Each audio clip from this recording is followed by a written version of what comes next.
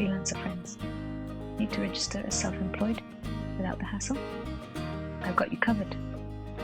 First, head over to www.portaltasfinancas.gov/p. Click on Iniciar Sessão to log in or create an account if you don't have one. Next, go to Serviços at the top and click Iniciar Atividade under Cidadãos. Fill out your personal info, select Trabalhador Independente as your category, and hit Submitter.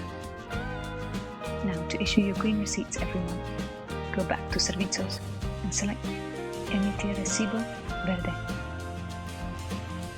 Enter the details of your service and the amount charged. Then click Emitir. Easy, right?